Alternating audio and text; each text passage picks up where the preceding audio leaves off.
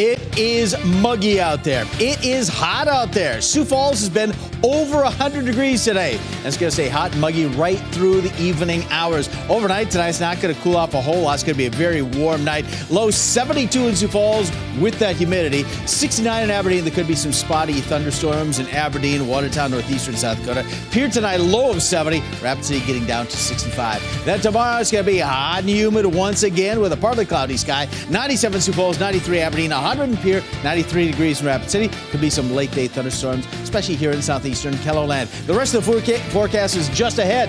KELOLAND News starts now. Live from KELOLAND Media Group, KELOLAND News first at 4. It's a dangerous week for the homeless population across the Midwest as shelters try to help as many people as possible. Plus, we talk with South Dakota's Attorney General about preventing human trafficking during the upcoming Sturgis motorcycle rally. And later, what the legalization of recreational marijuana in Minnesota could also mean for medical cannabis. Good afternoon, and thanks for tuning in to First at 4. I'm Don Jorgensen. And I'm Kelly Volk. Following the USA Gymnastics sex abuse scandal in 2017, the Safe Sport Authorization Act was signed. The U.S. Center for Safe Sport is a nonprofit organization that provides educational training to those who have direct contact with athletes. And Sarah Jennings is a board member on the U.S. Soccer Board and a coach with South Dakota Alliance. She and others have taken this training as they work with youth soccer players, and she says it's crucial for keeping athletes safe. It really is a platform to ensure that anyone who is coming in contact with youth as part of a sports program has the proper training to prevent, identify, and then report any sort of abuses or situations that seem to be a little off to make sure that our kids are protected. KELOLAND's Renee Ortiz spoke with a youth soccer player who also took the training. You'll hear from her tonight at 10. Well, today was the celebration of life for Fargo officer Jake Wallin, who was killed in the line of duty earlier this month. The 23-year-old was cremated in his uniform. Wallin previously served in the Minnesota Army National Guard and was deployed to Afghanistan in Iraq. He received final military honors at a private internment. 2 other officers and a civilian were wounded before a 4th officer killed the gunman. Police said that the officer likely stopped a mass shooting from happening. The Brookings County Sheriff's Office is looking for the owner of several donkeys that were wandering around. Deputies say they were called this weekend about the animals.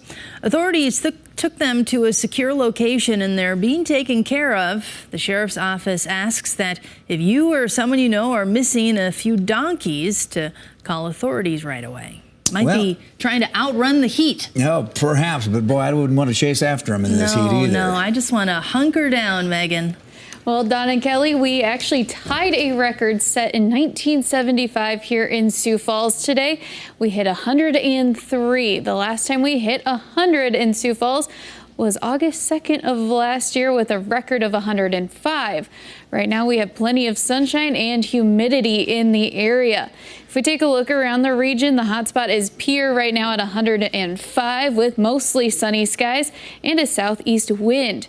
Here's a look at some of the other temperatures: 100 in Sisseton, Aberdeen, and Mobridge, 102 in Winter, and 104 in Phillip. For this afternoon and into this evening, we do have a heat advisory in place in the counties in orange for heat indexes over 100. That's the heat and the humidity put together for the real field temperature. And then again tomorrow, we'll see another heat advisory in place. For this evening, we do have a marginal risk of severe weather in central and eastern KELOLAND. The main threats are going to be hail and strong winds. For tonight, though, partly to mostly clear skies, warm and humid. 72 in Sioux Falls, 69 with a chance of thunderstorms in Aberdeen, 70 in Pier, and 65 in Rapid City. We'll have a full look at the timing of these storms in just a little bit. All right, just to clarify, Megan, was that 103 actual temperature in Sioux Falls, or that's what it feels like? Actual temperature. Wow, amazing. All right, thanks a lot. Well, many people don't have a safe place to cool down during the heat wave. Ethan Humble with our CBS affiliate in Iowa spoke with organizations trying to help some of the most vulnerable people. In the midst of the summer heat, homeless shelters are ready to do what they can to keep people safe. The midsummer heat is rolling through. Obviously, it gets very hot out. We all know it's going to come. And those without a home are suffering the most. However, local homeless shelters are doing their part to help. Central Iowa Shelter and Services has been handing out 6 pallets worth of water bottles to those in need and keeping spaces open to cool down. We have 3 open beds right now within our emergency shelter, plus we have 90 spaces within our overflow that is still available.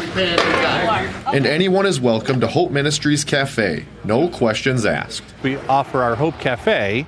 We offer 3 meals a day, so people can come in and get a nutritious meal and get plenty of fluids. According to the National Weather Service, heat is the #1 cause of weather-related deaths in the U.S., with nearly 150 reported heat-related deaths in 2022 alone. The heat is the one that's probably the most the critical, right? You can only take off so many layers. With substance use only hurting people's hydration levels. Drugs and alcohol in particular, somebody may become dehydrated, right? And as people become dehydrated, if they don't have the fluids within their body or the ability to cool their body appropriately, they just get aspirated so much more. Making it all the more important for the unhoused to take care of themselves. Anybody is welcome to come on in and use the resources that are here and available to the community. But they expect that the water will be gone by Thursday, so donations are always welcome. In Des Moines, Ethan Humble, KCCI 8 News, Iowa's news leader. And here in Sioux Falls, the Bishop Dudley Hospitality House put out a call for water bottles to hand out to everyone who comes to the shelter. You can drop off bottles of water at 101 North Indiana Avenue, or you can order them from Amazon, then have them sent to the Bishop Dudley. Well, for the second day in a row, water temperatures are exceeding 100 degrees on the tip of Florida. Meteorologists say it could potentially be the hottest seawater ever measured. The initial reading on a buoy at Manatee Bay hit 101 degrees Monday evening. The National Oceanic and Atmospheric Administration says weather records for seawater temperatures are unofficial.